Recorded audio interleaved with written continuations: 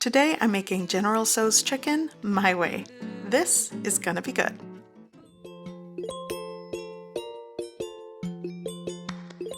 To start, I'm going to work on the chicken and wet batter. Here I have a half cup of all-purpose flour. To that I'm adding a quarter cup of cornstarch, 1 tablespoon of baking powder, a quarter teaspoon garlic powder, a half teaspoon onion powder, a quarter teaspoon of white pepper, and you'll want to add 1 teaspoon of salt and give that a mix.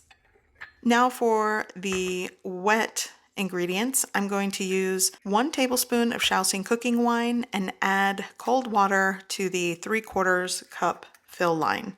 Now I'm going to add 1 large egg into the water mixture and just combine well. Once combined, I'm going to add to the dry ingredients and you're going to mix until you get a batter. To that I'm going to add close to 1.5 pounds of chicken breast that I cut into large chunks. And I probably should have used a larger bowl, but that's okay. I'm going to make this work. So I'm just going to coat the chicken and let it set until you're ready to fry.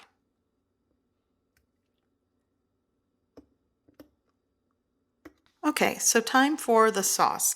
This is not an authentic original General Tso's sauce. This is Angelica that came up with ingredients to make this for dinner one night, and it totally worked. 6 years ago, I posted a recipe video for General Tso's chicken, and this is pretty close to the sauce that I came up with ingredients that I used in my kitchen, fridge, and pantry. So it's like, wow, is she using everything but the kitchen sink in this? Yes. So half a cup of low sodium chicken broth, 3 tablespoons of dark soy sauce. Here I have 3 tablespoons of apricot preserve. For the apricot preserve, you could just add extra sugar if you don't have that. Now I'm adding a half tablespoon of rice vinegar, 1.5 tablespoons of Shaoxing cooking wine. Here I have 1 tablespoon of sugar. Give that a mix. And now for the little spicy kick, I'm adding gochujang. I always have it and I like it in this sauce. I actually did a simplified version of General Tso's chicken last year. I will link that as well, but this is my go-to sauce. Sure, it doesn't make sense. Sure, it's not the original one, but I like it.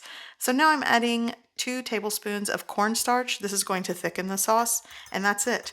This is sauce my way for this dish. And you can adjust the sweet, tangy, and salty in this sauce. Give it a taste. It's to your preference. So now I'm ready to fry my chicken. My oil is up to around 365 degrees Fahrenheit. So I'm just going to fry this in batches, and I'm doing a double fry. You don't have to do that. I mean, if you just want something quicker, but I think the double fry helps.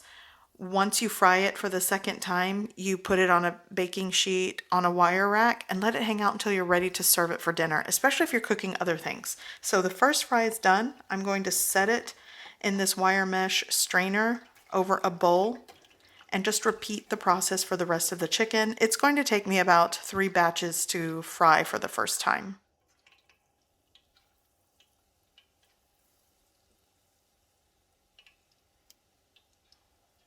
Okay, so all of my batches are fried at least once.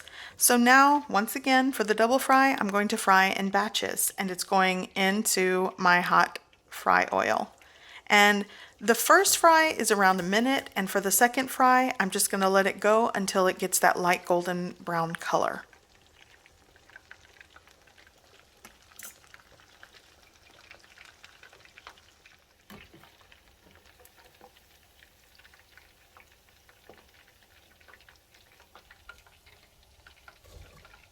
Okay, my chicken pieces are done. Here I have it on the wire rack to hang out to keep that crispy texture.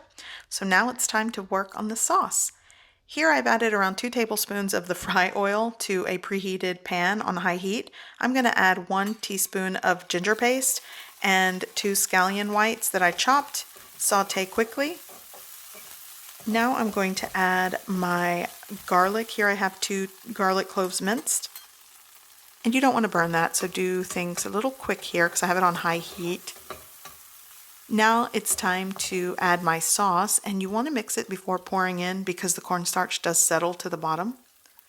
So add it to your hot pan, and you're just going to mix and bring it to a gentle simmer until it's thickened, just like this.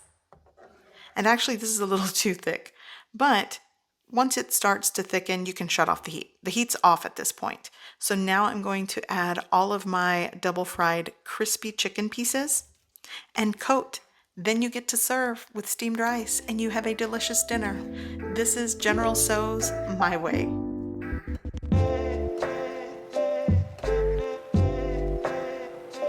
I hope you give this recipe a try. I hope you like it, and thanks for watching.